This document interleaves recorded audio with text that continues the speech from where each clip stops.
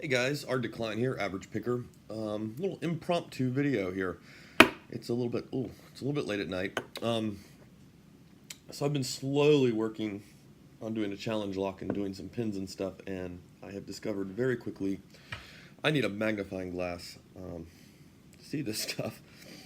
I am not used to working on such a small scale. And I thought, the iPad. I can zoom in on them with the iPad, and I figured if I'm going to be taking a look at them a little up closely, I would just film it and share it with you guys. So this is really, I mean, obviously I can see the pins, but this is the first time I'm going to be looking at them up close. The challenge lock I'm doing, I'm building it off of an LSDA core. It's not, I mean, these locks are pretty easy to pick. To be honest, there's not much to them. But what I liked about it was it had these holes drilled out on the bottom. It does have a little tiny plate that's normally, it just seems to be kind of held down by friction or something. It pops out fairly easily, a little bit of force. Well, what I've been hoping, and I might be a little ambitious of me for a first-time challenge lock, is I'm hoping to utilize those bottom holes somehow with the bottom of this keyway. And what I'm hoping is I can do something to stabilize some of the play on the core by using those holes, but I haven't quite done a few experiments, haven't quite figured anything out. I didn't really want to screw this one up, but then I found 4 more of these. So I've got a few I can just play around with and experiment on. So anyway, let's, I'm going to flip the iPad around and we'll take a close-up look at these pins. This has been kind of neat. It's been quite a learning experience. If by chance you were newer and you've not tried shaping pins, you should do it. It's quite fun. All of these were done pretty much by hand using a Dremel. Every household should probably have a bunch of electrical tape, a Dremel, and a PA system. So one of those will help you make pins. The other ones really kind of won't. All right, so let's get this flipped around and see what we got. Okay, so this was just kind of a early experiment in threading. I think it's not terrible. This one was a screw up. I was kind of trying something a little different, botched it pretty bad, and tried to see if I could just smooth it out some by running it through the Dremel. And oh yeah, you can still see big giant gouge right there. So big shout out of thanks to Lock Lover. He was helping me kind of troubleshoot these. I really wanted to do like these spiky pins, you know, down in the core.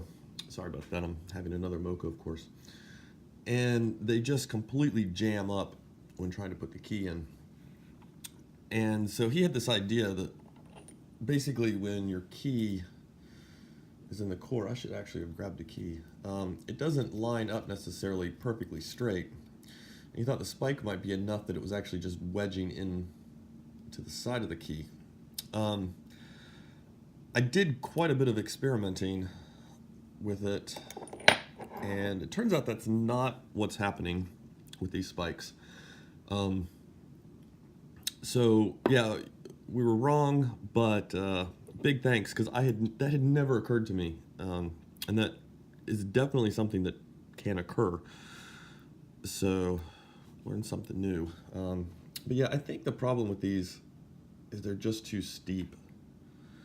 I even tried, I thought maybe it was just too long, and so it was jamming up here. So I made a little tiny guy here. Let's see what we got. But he was having the same issue as well. And I rounded him a tad hoping that when he would slide it up, it wouldn't, because I thought maybe he's going a little cockeyed and it's, you know, jamming into the side of the lock, and that's what's stopping it. But yeah, so these guys actually don't really function. So let's see what else. If there's anything else kind of interesting, let's see if we can zoom in a little bit more. It's pretty neat because I've not seen some of these. I mean, like I said, I mean, my eyesight is not the greatest. So to be able to look at some of these serrations up this closely is kind of cool. I sort of had, I mean, I had ideas of what I wanted to do. I wasn't quite sure how well I was pulling it off. It's a very torpedo-y looking guy. This one was kind of neat. This was an experiment. Let me see. Yeah. So this guy's just kind of pretty just standard, straight out. But I wanted to see if I could actually drill a hole down into him. And what I did was I mounted him into the Dremel, so he would have been, you know, like mounted in the Dremel this way, and then I held a drill bit in my fingers straight into the top while I spun it at I forget what speed I was spinning, about halfway, I guess.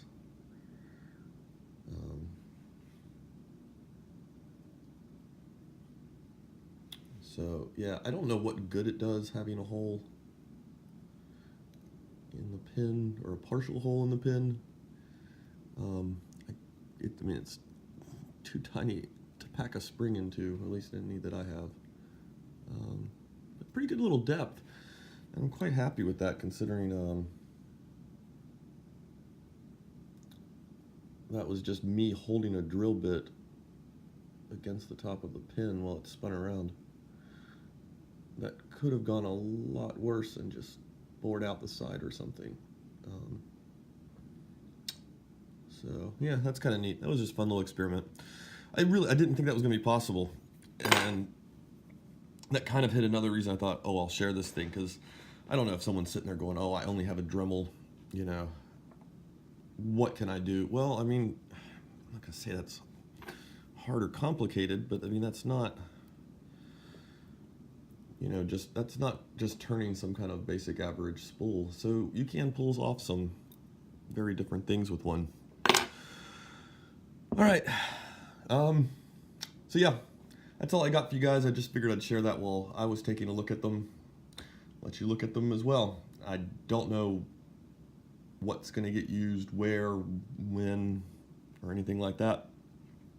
Just been kind of turning some pins, trying some ideas, and seeing what I get. All right, guys. Have a good one. Bye.